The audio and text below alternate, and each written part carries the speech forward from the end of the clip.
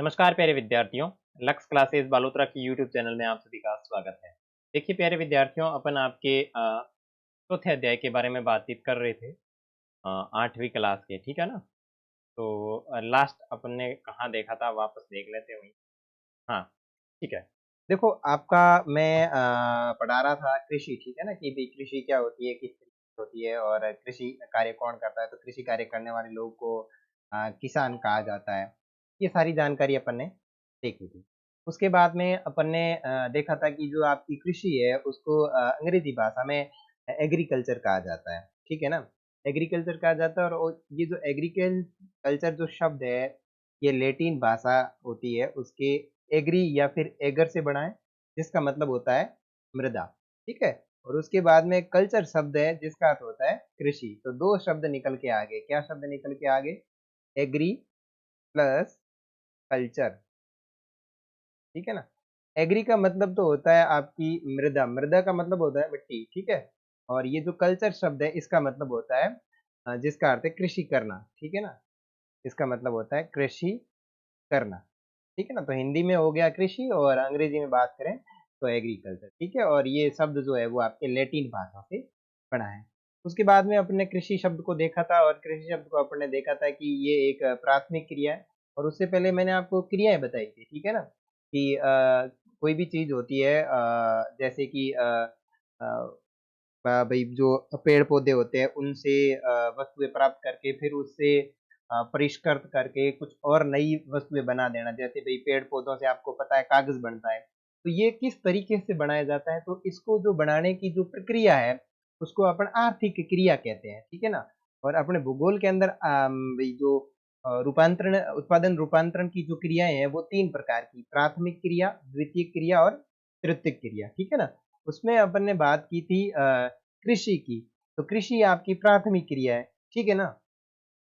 कृषि आपकी प्राथमिक क्रिया है, उससे पहले भी मैंने 2 चीज़ और बताई थी, भई प्राथमिक क्रिया को तो अपन ने बता दिया कि भई डायरेक्ट प्रकृति पे निर्भर है, वो प्राथमिक क्रिया होगी और द्वितीय क्रिया के अंतर्गत ये है कि जो प्राथमिक क्रिया से जो चीज़ें प्राप्त होती है उसको उद्योग वो जो बड़े-बड़े कारखाने होते हैं ना, उनमें भेज कर के नई चीज़ें बना ली जाती है, तो वो तो होता है आपका द्वितीयक क्रियाएँ और उसके बाद में मैंने आपको बताया था कि तृतीयक क्रियाएँ वो चीज़ होती है जिसके अंदर प्राथमिक और द्वितीयक दोनों क्रियाओं को सेवा प्रदान की जाती है। मान लो कि द्वितीयक क्रिया के अंदर कोई चीज़ है उसको कंप्यूटर के ऊपर बैठ कर के बनाया जा रहा है, तो कंप्यूटर के ऊपर बैठकर जो व्यक्ति कार्य कर रहा है, वो क्या चीज़ कहलाएगा या वो जो क्रिया के अंतर्गत आएगा वो आपकी आएगा तृतीय क्रिया, ठीक है? फिर कृषि की सामान्य बात की थी 50% से अधिक लोग कृषि कार्य करते हैं और भारत की 2/3 जनसंख्या कृषि पर निर्भर है। यानी काफ़ी सारे लोग हैं जो कृषि के ऊपर निर्भर रहते हैं। आप लोग देख लीजिए, आपकी स्थिति और बैकग्राउंड देख लीजिए। जैसे मैं मेरी बात करूँ तो मैं ग्रामीण क्षेत्र से हूँ और मेरी फैमिली है वो सभी लोग कृषि कार्य करते हैं। जब मैं फ्री होता हूँ तो मैं घर पे जाके कृषि कार्य में अपना योगदान देता हूँ, चाहे बाजरा कटवाना हो, चाहे कुछ भी करना हो जो अपनी खेती में संबंधित तो योगदान होता है वो अपन सब करते हैं, ठीक है ना? उसके बाद में जो कृषि है उसके लिए अनुकूल स्थलाकृति होनी चाहिए, अनुकूल मिट्टी होनी चाहिए और अनुकूल जलवायु होनी चाहिए। ठीक है?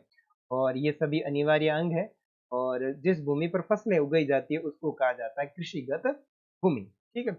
उसके बाद में अपन ने एक मानचित्र देखा था, ये पूरे विश्व का मैप है और इसमें कहाँ-कहाँ कृषि कार्य होता है, वो सारे ग्रीन-ग्रीन करके आपको बताए हुए हैं और उसके बाद में अपने भारत में भी देख लो, ये भारत में भी कृषि कार्य होता है और भारत में यहाँ पे 2 जगह देखो, एक तो ये ऊपर वाला ये हिमालय क्षेत्र है और यहाँ पे देखो यहाँ पे नहीं हो रहा है। तो ये आपका पड़ेगा पाकिस्तान और भारत के राजस्थान का क्षेत्र है क्योंकि राजस्थान के जैसलमेर वाले इलाके में बात करेंगे तो यहाँ पे आपका है मरुस्थल, ठीक है ना? मरुस्थल है यानी यहाँ पे रेत है, रेत होने के कारण रेत बिल्कुल उपजाऊ नहीं है इसलिए यहाँ पे कृषि कार्य नहीं होता है, ठीक है? अब आगे देखो, आगे मैंने ये आपके ये जो शब्द है ना कल्चर वाले, ये कल्चर शब्द का तो मतलब होता है कृषि करना। कल्चर शब्द का मतलब क्या होता है? कृषि करना। अब इसके आगे कौन-कौन से शब्द जोड़े तो एग्रीकल्चर तो कृषि कार्य से संबंधित हो गया, सेरीकल्चर जो आपके रेशम उत्पादन से संबंधित हो गया और पिसिकल्चर का मतलब हो गया आपके मत्स्य पालन जो आपके तालाबों और पोखरों में जो मछली पालन होता है ना, वो वाली चीज़। उसके बाद में विटीकल्चर का मतलब होता है अंगूरों की खेती या फिर द्राक्षा कृषि, ठीक है? और उसके बाद में मैंने आपको बताया था हॉर्टिकल्चर जो आपके उद्यान कृषि जिसके अंदर फल-फूल वो सारी चीज़ें उगाई जाती है वो वाला भी। तो आपको ये चीज़ें ध्यान रखनी है। एग्रीकल्चर, सेरिकल्चर, पीचिकल्चर, विटिकल्चर और हॉर्टिकल्चर। ठीक है, ये चीजें अपन ने देखी थी। उसके बाद में अपन ने ये आपका कृषि तंत्र भी देख लिया था। हाँ, कृषि तंत्र अपन ने पढ़ लिया था, जिसके अंदर ये सामान्य चीजें देखी थी। और अब अपन आज वो बात करेंगे, वो आपकी बात करेंगे कृषि के प्रकारों की। तो यहाँ तक मैंने आपको कल जो क्लास ली थी उसके अंदर समझा रखा था। ठीक है, अब देखो आगे बढ़ते हैं। और प्यारे विद्यार्थियों, आपको क्या करना है, आपकी जो बुक है ना उसको खोल के बैठना है, और मैं जो चीजें समझा रहा हूँ वो आपको बहुत अच्छे तरीके से समझनी है। वैसे मैं आपको न्यू अपडेट दे दूं, मैंने अभी कैमरे का सेटअप ले लिया है, उसको थोड़े 1-2 दिन लगेंगे उसको सही सेट करने के लिए। तो मेरी पिक भी आप लोगों को सामने दिखती रहेगी, ताकि आप लोग मुझे देखकर तसल्ली से पढ़ सके कि भाई सर भी आपके सामने बैठे पढ़ा रहे हैं। ठीक है ना, तो ऐसी कोई दिक्कत नहीं आएगी। तो चलिए अपन शुरू कर लेते हैं, और आप ये यूनिट है जो निकाल के बैठ जाइए। ठीक है, कृषि के प्रकार। आप सभी को तो पता ही तो है ना अपन कौन सा पाठ पढ़ रहे हैं। ठीक है ना, तो देखो ये वाली आपको यहाँ पे निकाल के समझना। अब कृषि के प्रकार का मतलब ये समझो कि भाई कृषि कार्य है वो कितने तरीके से किया जाता है। प्रकार का मतलब है कितने तरीके से किया जाता है, या कौन कौन सी कृषि के प्रकार है, या कितने तरीकों से कृषि कार्य की जाती है। सबसे पहले पढ़ते हैं, विश्व में कृषि विभिन्न तरीकों से की जाती है। भौगोलिक दशाओं, ठीक है ना, कौन कौन सी चीज, भौगोलिक दशाओं, उत्पादन की मांग, श्रम और प्रौद्योगिकी के स्तर के आधार पर कृषि को दो मुख्य प्रकारों में वर्गीकृत किया जाता है, निर्वाह कृषि और वाणिज्यिक कृषि। देखो, अब पूरी दुनिया है, इनमें कई तरह की कृषि हुए। तो जरूरी थोड़ी है लोग, अपने राजस्थान की बात करो तो ज्यादातर लोग बाजरी उगाए, पश्चिमी राजस्थान बाजरी, मूंग, मोट, गवार, गेहूं हो गया, चावल हो गया। तो चावल तो बहुत कम है, तो ये चीजें उगाते हैं। तो जरूरी नहीं कि और जगह भी वो चीज उगाए, भाई केरल में भी वही उगाए या फिर तमिलनाडु में भी वही उगाए, ऐसा नहीं है। भौगोलिक दशा, भौगोलिक दशा का मतलब है वहां का वातावरण कैसा है। उसके बाद में उत्पादन की मांग, यानी कौन सी चीज की ज्यादा मांग है। अब मैं आपको कहूं, अपने पश्चिमी राजस्थान के अंदर सबसे ज्यादा लोग क्या खाते हैं, बाजरे की रोटी खाते हैं। गेहूं की तो जो सिटी में रहते हैं वो खाते हैं। ग्रामीण जनसंख्या सबसे अधिक जिस उत्पादन की मांग रहती है वो रहती है बाजरे की। अपने वाले लोग बाजरा उगाते हैं, और जहां लोग चावल खाते हैं तो वहां वाले लोग चावल उगाएंगे, जहां लोग गेहूं खाते हैं तो वहां लोग गेहूं उगाएंगे, और जहां के लोग मक्का खाते हैं तो वहां के लोग मक्का उगाएंगे। ठीक है, तो भौगोलिक दशा, उत्पादन की मांग, और श्रम और प्रौद्योगिकी। श्रम का मतलब है काम करने वाले मजदूर। श्रम का मतलब क्या होता है, जो मजदूर काम करते हैं ना वो। ठीक है ना, अब कृषि कार्य कर लिया तो भाई साहब उसमें फसल में काटना भी पड़ेगा, निदान भी करना पड़ेगा, बहुत सारी चीजें होती है, तो वो आप समझते हैं। तो श्रम और प्रौद्योगिकी, प्रौद्योगिकी का मतलब है टेक्नोलॉजी, कौन कौन सी टेक्नोलॉजी है, उसके आधार पर कृषि को दो भागों में बांटा जाता है। कौन से दो भाग, एक तो है निर्वाह कृषि, ये चीज आपको ध्यान रखनी है, निर्वाह कृषि और वाणिज्यिक कृषि। किसके आधार पर, भौगोलिक दशा, उत्पादन की मांग, श्रम और प्रौद्योगिकी, प्रौद्योगिकी का मतलब है टेक्नोलॉजी के आधार पर कृषि को दो भागों में बांटा जाता है, निर्वाह कृषि और वाणिज्यिक कृषि। सबसे पहले बात करेंगे निर्वाह कृषि क्या चीज है, समझ में आ गया। अपन पढ़ रहे हैं निर्वाह कृषि। देखो, इस प्रकार की कृषि कृषक परिवार, इस प्रकार की कृषि कृषक परिवार की आवश्यकताओं को पूरा करने के लिए की जाती। अब ये जो निर्वाह कृषि है, इस कृषि को आप जैसे जैसे बड़े हो जाएंगे ना, जैसे आप 11th-12th क्लास में जाएंगे तो आप इसका नाम पढ़ेंगे जीवन निर्वाह कृषि। का क्या नाम पढ़ेंगे, जीवन निर्वाह कृषि। ठीक है ना, इसका आप नाम पढ़ेंगे जीवन निर्वाह कृषि। जीवन निर्वाह का मतलब ये हुआ कि भाई जीवन निकल जाए वैसी कृषि। ठीक है, तो देखो इस कृषि के अंदर कृषक का परिवार आवश्यकताओं को पूरा करने के लिए इस कृषि को करता है। आवश्यकताओं को पूरा मतलब उसके परिवार में जितने भी सदस्य हैं उन सभी का पेट आराम से भर जाए, और बाजरा वगैरह जो भी उगाए वो बिल्कुल उसके जितने भी परिवार के सदस्य हैं उनके खाने के लिए हो जाए, बाकी की झंझट खत्म। ऐसी जो कृषि होती है वो आपकी निर्वाह कृषि है। ठीक है, पारंपरिक रूप से कम उपज प्राप्त करने के लिए निम्न स्तरीय प्रौद्योगिकी और पारंपरिक श्रम का उपयोग किया जाता है। निर्वाह कृषि को पुनः गहन निर्वाह कृषि और आदिम निर्वाह कृषि में वर्गीकृत किया जा सकता है। सबसे पहले तो आप निर्वाह की बिल्कुल देसी भाषा में समझ लो। निर्वाह कृषि को मतलब हुए बा कृषि, तो एक ही परिवार को सदस्य करे, तो कोई मजदूर वजदूर को लगावे। ठीक है, और भी कृषि कार्य करने के पीछे उद्देश्य वही हुआ है कि आवश्यकताओं की पूर्ति करना। भाई अपने घर की जो आवश्यकता है, यानी घर में जिस अनाज की आवश्यकता, उस अनाज की आवश्यकता की पूर्ति हो जाए। और इस कृषि के अंदर कोई मतलब ऐसा उद्देश्य नहीं होता कि बहुत ज्यादा उत्पादन करके उसको मार्केट में बेचेंगे, मार्केट में बेच करके पैसे कमाएंगे, ऐसा कतई नहीं होता। ठीक है। और इसके अंदर ना तो उच्च तरीके की टेक्नोलॉजी यूज की जाती है। टेक्नोलॉजी का मतलब ये है कि अपने मठों में पड़ गई या लटों पड़ गई, या फिर कोई मत फाल्ट सही ढंगू नहीं आ रहा है, तो अपने राख छिड़कण के अलावा और कोई अपने घर टेक्नोलॉजी नहीं है।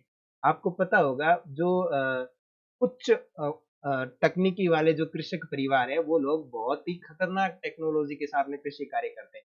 अपने तो भाई छिड़कण वाली मशीन भी उधार लानी पड़े, फुहार वाले ध्यान वाला थी कृषि कार्य करो तो, ठीक है ना। तो वो चीज है। तो अब यहाँ तक आपको जीवन ये आपकी निर्वाह कृषि इसकी परिभाषा समझ में आ गई होगी।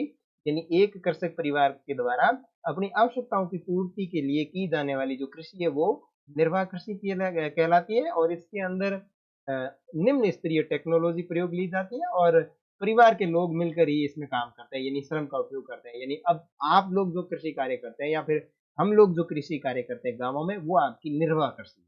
अपने जो खेत में फसल उगावे बिंगो उद्देश्य केवे हिसाब अपने 12 महीना खावना और धोन हो जाए, और थोड़ा घणो बचे तो वो बेच अपने गाय के दाड़ो लियाओ, चाटो बंटो जो भी आवे वो लियाओ।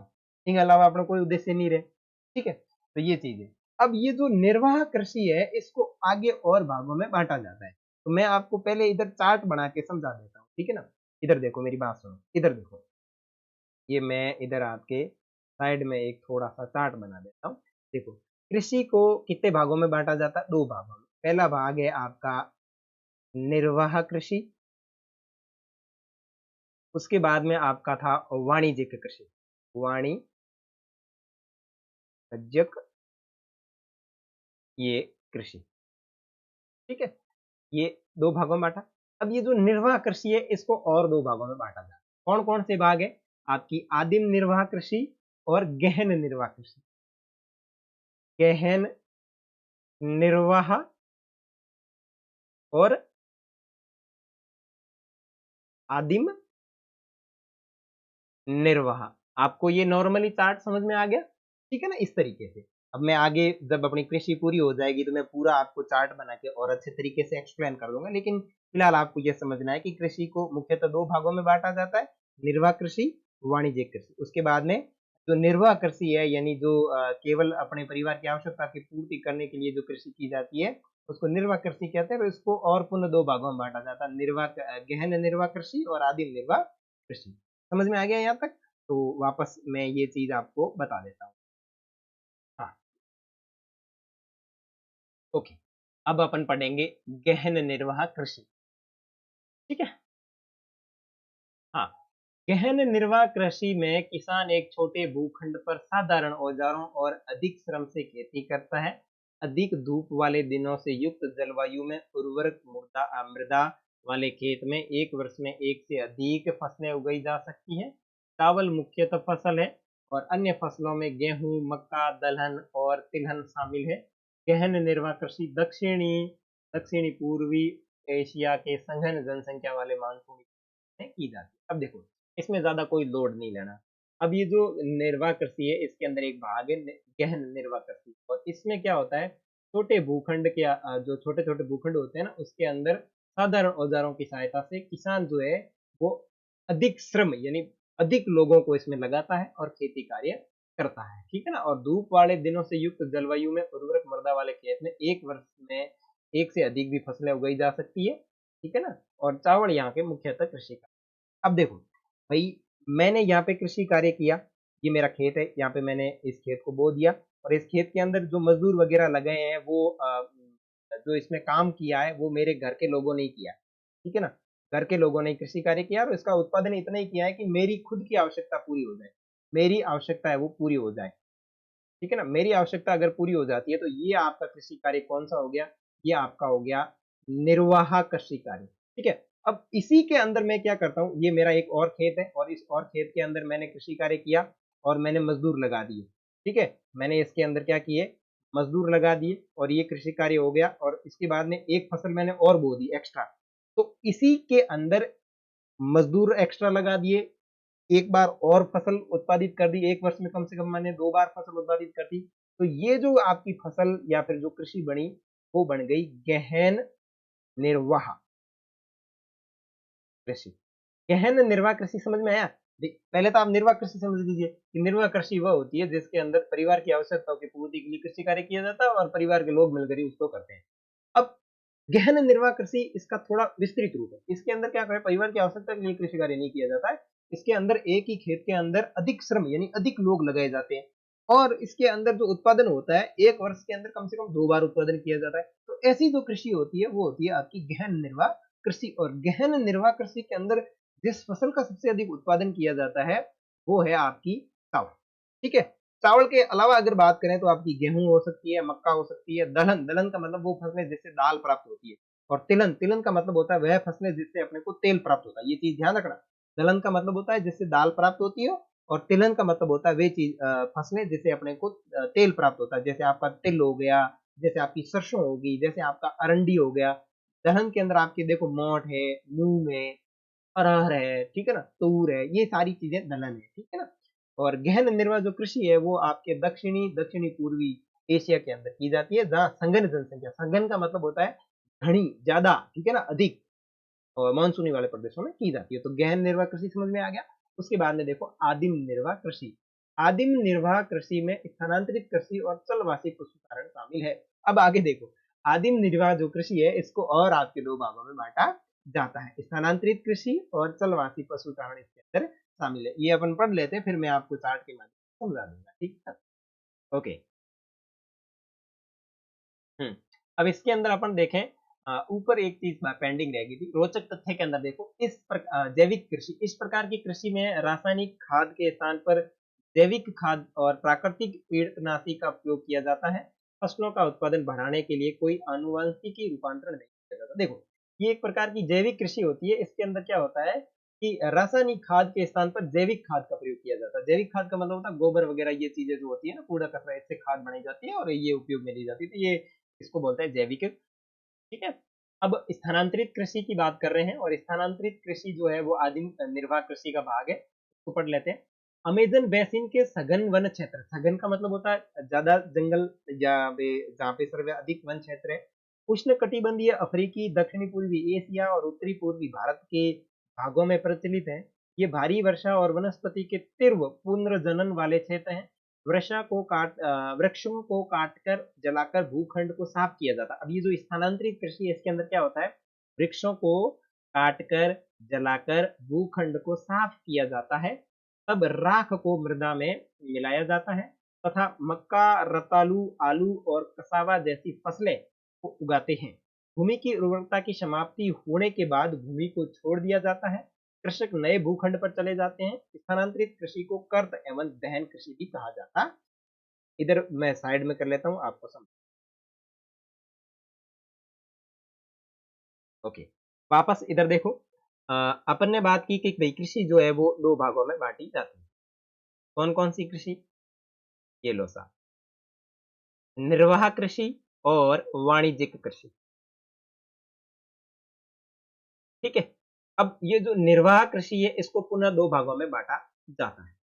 कौन कौन सी? गहन निर्वाह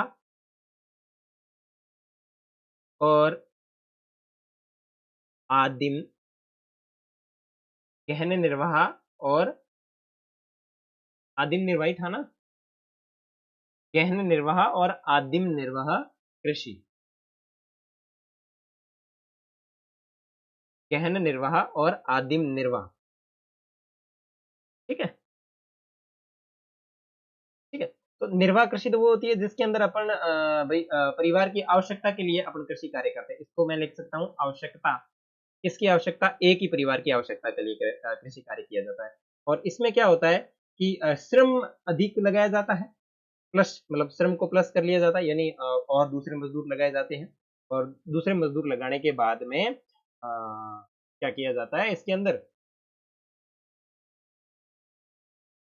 चावल का उत्पादन किया जाता है। और दूसरी चीज ये होती है कि इसके अंदर एक वर्ष में कम से कम 2 बार उत्पादन कर लिया जाता है, ठीक है। ये चीज आपने देख ली। उसके बाद में अपन ने पढ़ा आदिम निर्वाह कृषि।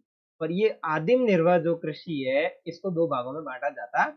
इसको बांटा जाता है आपकी स्थानांतरित कृषि और चलनवांशी कृषि, ठीक है ना। आदिम निर्वाह को क्या बांटा जाता है, आदिम निर्वाह कृषि जो हो इसको आपके चलनवांशी पशुचारण और स्थानांतरित कृषि में बांटा जाता है। तो मैं यहाँ पे लिख लेता हूँ आपकी स्थानांतरित पेंसिल स्थानांतरित कृषि,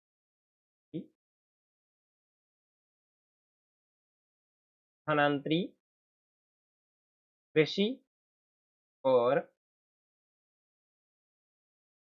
चलवांशी पशुचारण, चलवांशी पशुचारण, ठीक है। ये चीज आ गई। अब आपको इस चार्ट को देखना है और समझना, थोड़ा ये हो रहा है, पता नहीं क्या दिक्कत हो रही है इसको, कोई बात नहीं। गहन निर्वाह कृषि तक समझ में आ गया। फिर आदिम निर्वाह कृषि है, उसको दो भागों में बांट के पढ़ते हैं।